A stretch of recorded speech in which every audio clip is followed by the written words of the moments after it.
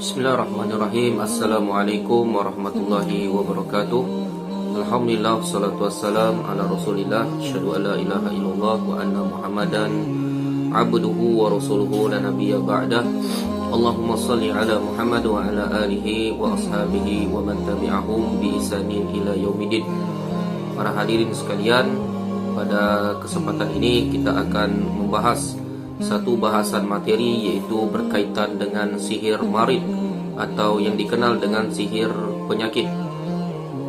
Para hadirin sekalian, perlu kita ketahui bahwa sihir penyakit ini merupakan suatu sihir yang ditimpakan kepada pasien, di mana pasien ini mengalami penyakit tertentu, di mana pernah kita melakukan proses penanganan terhadap sihir marid ini. Karena sihir marid ini seperti bagaimana penyakit secara gejala umumnya, ya, secara umumnya. Namun yang membedakannya adalah ketika pasien yang sakit tadi dibacakan ayat-ayat ruqyah, apakah dia memiliki reaksi tertentu di dalam tubuhnya atau tidak.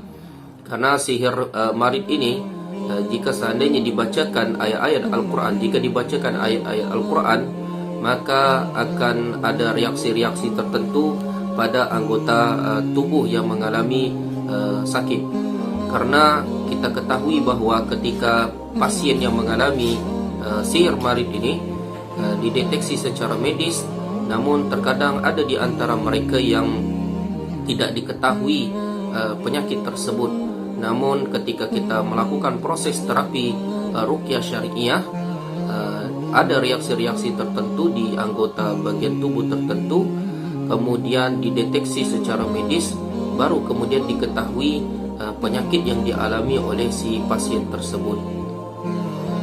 Adapun gejala-gejala yang muncul dari sihir penyakit ini, diantaranya adalah selalu sakit pada salah satu anggota badan, kemudian mengalami saraf tersumbat, kemudian lumpuh pada salah satu anggota badan, kemudian lumpuh total seluruh anggota badan, kemudian salah satu inderanya tidak berfungsi.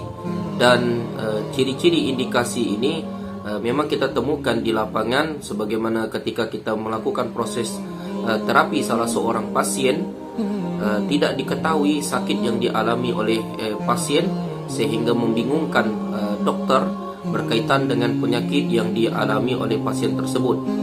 Namun karena dari ahli keluarga meminta agar dideteksi secara terapi ruqyah syariah, maka ketika dibacakan ayat-ayat Al-Quran, ada indikasi-indikasi gangguan di kakinya, di mana di situ terjadi gerakan yang tanpa ia kontrol dan tidak bisa dikontrol, yang memang itu menjadi titik keluhan penyakit yang dialami oleh pasien tersebut. Dan alhamdulillah ketika dilakukan proses terapi ruqyah syariah, kaki yang tanpa bisa ia kontrol tadi, gerakan yang muncul tanpa ia kontrol tadi, biiznillah, atas izin Allah Subhanahu wa taala, dihilangkan gangguan tersebut. Adapun persoalan yang lain berkaitan dengan sihir marid ini, diantaranya adalah seperti bagaimana layaknya penyakit lumpuh ataupun stroke terkadang. Namun secara umum maka dokter akan mengidentifikasi penyakit ini sama layaknya bagaimana stroke.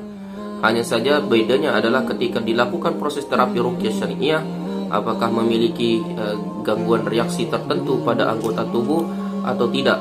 Jika ada reaksi-reaksi dominan pada anggota tubuh ketika dibacakan ayat-ayat ruqyah, maka bisa dikatakan sebagai indikasi bahwa yang demikian ini terkena sihir penyakit ataupun sihir marid.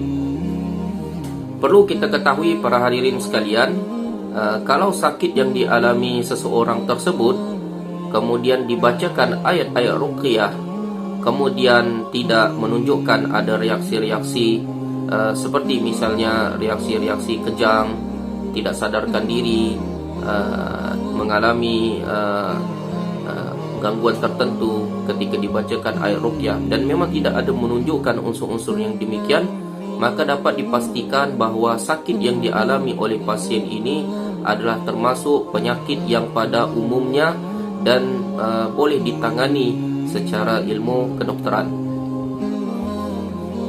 Dan sebagai pengalaman dalam proses terapi ruqyah syariah, kita juga pernah menangani salah satu pasien yang datang di mana pasien ini mengeluhkan penyakit di area persekitaran dadanya, sering mengalami gangguan sesak di dadanya dan batuk yang terus menerus.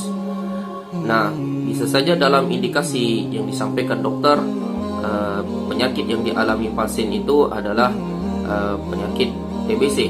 Namun ketika dilakukan proses pengecekan di dokter dan dokter menyatakan tidak ada sakit tertentu di anggota tubuh si pasien, terutama di area paru-parunya pun dalam keadaan bersih, tidak ada penyakit tertentu. Nah, maka dalam hal ini tentu membingungkan si pasien tadi, sehingga dilakukan proses terapi ruqyah syariah. Ketika mendatangi dan kita ingin melakukan proses terapi ruqyah, lalu kita lakukan terapi ruqyah, memang terjadi adanya gangguan kesurupan pada diri pasien, dan memang diakui bahwasanya kalangan jin ini diperintahkan untuk membuat suatu penyakit yang dialami oleh pasien sehingga terkesan penyakit sesaknya itu bisa dikatakan penyakit asma ataupun penyakit paru-paru, sehingga setelah dilakukan proses terapi ruqyah, alhamdulillah biiznillah jin ini mau bertobat dan keluar dari tubuh pasien. Dan setelah sadarnya pasien, ditanyakan apakah masih ada keluhan sesak di dalam dadanya, alhamdulillah hal itu tidak ada lagi unsur yang demikian. Ini membuktikan bahwasanya indikasi gangguan sihir marid ini ataupun sihir penyakit ini benar adanya. Dan dalam proses penanganan ini harus dilakukan proses terapi ruqyah syariah agar menghilangkan gangguan tersebut. Mungkin ini yang bisa disampaikan, semoga bermanfaat bagi kita semua. Mudah-mudahan bermanfaat. Wassalamualaikum warahmatullahi wabarakatuh.